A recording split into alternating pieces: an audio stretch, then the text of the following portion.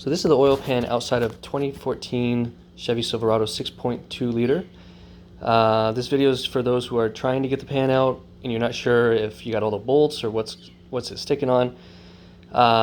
So I think the first thing you want to do is take out the dipstick. There's a bracket on the side of the block. I can't remember what size it is, but what size the bolt is, but you want to remove the dipstick, and then you will have 14 bolts with these plastic sleeves on them. Sometimes if you take the bolts out, they'll stick inside the hole, or you just might not even see it fall on the ground. But so you have 14 of these, 13 millimeter, and this is the oil cooling line gasket. You want to make sure you get this right one for your truck. This is a 6.2 and is different than the 5.3. The 5.3, if I remember right, have blue rings, and it's just a different shape, and it doesn't work. I found out the hard way.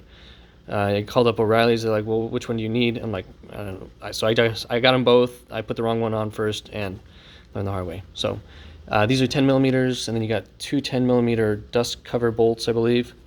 And then these two 10 millimeter bolts are in the rear next to the transmission.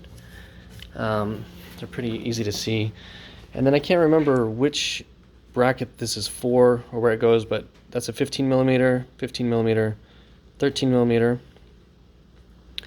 So before I put this black gasket maker on to the surface area of the pan, well, I cleaned this off with a razor, and I also used this for the big stuff.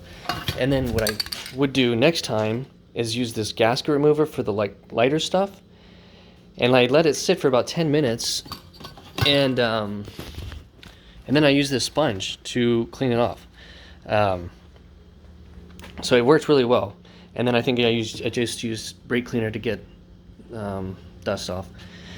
And then, okay, so before I put this on and I cleaned that all off, since I'm working underneath the truck on the ground, what I did was I took the pan, put it underneath the truck like 5 times, and I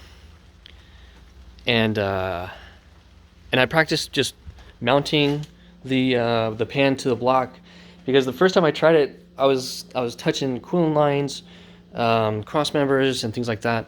So I think it just helps practicing a couple times so you're not touching any of these surfaces that have the gasket on it. And so I don't know. Anyway, you want to with this particular product, you want to finger tighten all of these bolts, these 14, these 2. You want to finger tighten it, and then after an hour, you want to tighten it according to the specs. So the oil pan bolts, engine and oil cover 18 foot-pounds, and then the rear cover 106 pounds. I'm pretty sure those two, that's referring to those.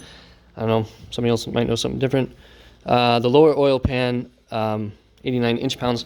I'm not worried about it because my pan's already on. So that's the lower pan, the black, and then that's the upper pan. I think if you're ordering, you need to know the difference too. But yeah, so after an hour of finger tight, you got these two. And then according to my Chilton here, there's no sequence. You can just tighten these bolts up to their torque specifications. You don't have to go back and forth, kind of like the intake manifold where you have to go from one side to the other side, one corner to the other corner. And so, yeah, I hope that helps.